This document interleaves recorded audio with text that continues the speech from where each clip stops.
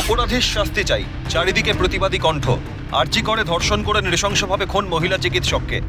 দেশজুড়ে প্রতিবাদের ঝড়, হাসপাতালে হাসপাতালে কর্মবিরতির ডাক। বর্ধমান মেডিকেল কলেজে কর্মবিরতির ডাক জুনিয়র ডাক্তারদের। এটাই আমাদের মূল দাবি, যত তাড়াতাড়ি আমাদের জাস্টিস আমরা পাবো তত তাড়াতাড়ি আমরা কাজে ফিরবো। এর মধ্যে আমাদের মনে হচ্ছে কিংবা পুরো ডাক্তার সমাজের মনে হচ্ছে এর মধ্যে কোনো না কোনো একটা ধোঁয়াশা আছে, পিছনে বড় বড় রাঘব বলরা এখনো বিরাজ করছে, এখনো ঘুরে বেড়াচ্ছে বুক ফুলিয়ে। তো তাদের শাস্তির দাবি জানাচ্ছে।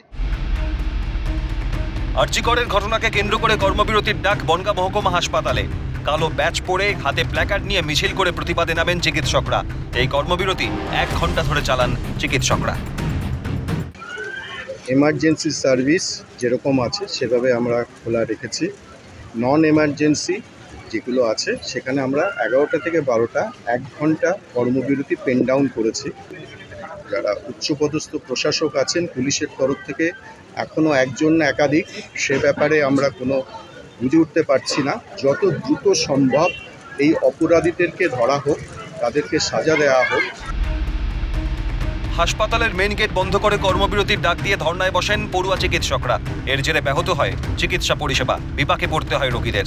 আমরা কালকে এসেছিলাম, রক্ত দিয়ে গেছি, আজকে দাওয়াই দেবার ছিল। এখন আমরা এবার এখানে গেটে ঢুকতে এখানে তো দাওয়াই কোথা থেকে পেশেন্টটা তাহলে মরবে। এই কলেজ হাসপাতালে 2টি ক্যাম্পাস রয়েছে। এর ফলে নিরাপত্তা ক্ষেত্রে নানান সমস্যায় পড়তে হয় মহিলা চিকিৎসকদের। একই সাথে হাসপাতাল ক্যাম্পাসে নিরাপত্তা ও পর্যাপ্ত সিসিটিভি ব্যবস্থার দাবি করা হয়। পড়ুয়াদের দাবি মেনে নিয়েছে হাসপাতাল কর্তৃপক্ষ। আশ্বাসের পর ধর্ণা তুলে নিলেও কর্মবিরতি চলবে বলে জানান তারা। আমাদের দাবি ছিল স্টুডেন্ট সেফটি, ডাক্তারদের সেফটির জন্য আমাদের যে 2টো ক্যাম্পাস আছে, সদর ও হাতুয়াড়া ক্যাম্পাস, সেটা যেন একই জায়গায় করা হয়। হসপিটালটা শিফটিং করা হয়, কারণ একটা নারী নিরাপত্তার ব্যাপার এখানে জড়িত আছে। আজকে এমএসবিপি স্যার এসেছিলেন, আমাদের সাথে কথা বলেছিলেন, আশ্বাস দিয়েছেন যে 30/9/2024 এই ডেটের মধ্যে শিফটিংয়ের কাজ কমপ্লিট হবে, এবং সেটা আমরা সেই আশ্বাস পেয়ে আপাতত কর্মসূচি তুলে নিচ্ছি। 30/9/2024 এর মধ্যে যদি শিফটিংয়ের কাজ সম্পূর্ণ না হয় তাহলে আমরা ফার্দার ধর্ণা কর্মসূচিতে আবার নামবো। কর্মবিরতি তুলছি না, আমরা এই গেটটা কিছুটা লুজ করেছি, শিথিল করেছি।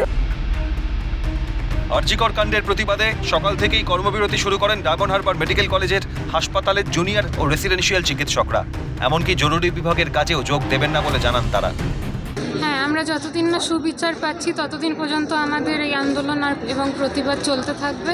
আর আমরা চাইছি যে আমাদের সিকিউরিটি দেওয়া হোক, আর যে ঘটনাটা ঘটেছে এটা সুবিচার হোক।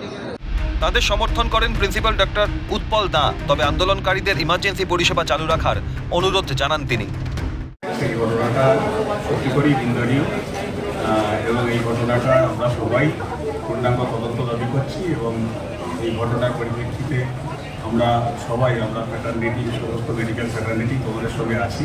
আমি একটা জিনিসই তোমাদের বলবো যে এমার্জেন্সি পরিষেবাটা যদি চালু রেখে বাকিটা করা যায় ভালো হয়। এটা খুব সেন্সিটিভ ইস্যু, কাজে ইমার্জেন্সি পরিষেবাটা যাতে চালু রেখে বাকি তোমরা প্রোটেস্ট যেগুলো করছো সেগুলো করো। আমরা তোমাদের সঙ্গে আছি এবং থাকবো।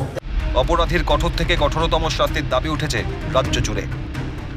রাজেশ খান, জ্যোতির্ময় চক্রবর্তী, দীপক রাম ও সৈকত ঘোষের রিপোর্ট, ক্যালকাটা নিউজ।